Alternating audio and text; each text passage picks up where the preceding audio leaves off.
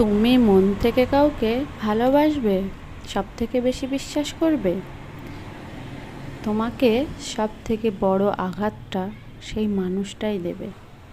তোমার সাথে বিশ্বাসঘাতকতা সবার আগে সেই মানুষটাই করবে। তাই ভেবেচিন্তে কারোর সাথে বন্ধুত্ব করো বা কাউকে মন থেকে ভালোবাসো।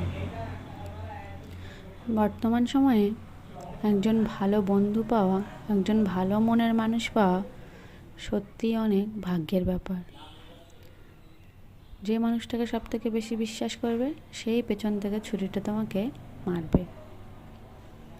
তাই এখন আর কাউকে সত্যিই বিশ্বাস করতে ইচ্ছা করে না। মনে হয় একা থাকাই অনেক ভালো।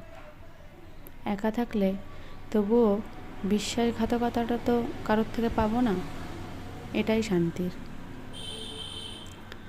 কিন্তু জীবনে চলতে গেলে একদম একা থাকাও যায় না, সেটাও যেমন ঠিক তেমনি যাকে তাকে বিশ্বাস করে ঠকে যাওয়ার থেকে খুব ভেবেচিন্তে পা ফেলাটা অনেক বেশি বুদ্ধিমানের কাজ হবে।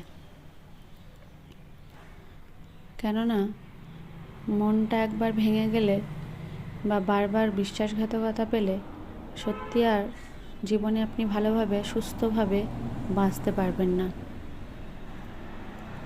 কেননা তখন যাকেই দেখবেন মনে হবে যে একে বিশ্বাস করে আবার আগের মতো ঠকে যাব না তো, এদেরকে বিশ্বাস করে আবার আমার মনটা ভেঙে যাবে না তো।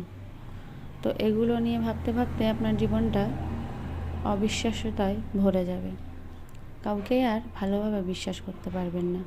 তাই খুব ভেবেচিন্তে সঠিক মানুষটি নির্বাচন করবেন। ভালো থাকবেন।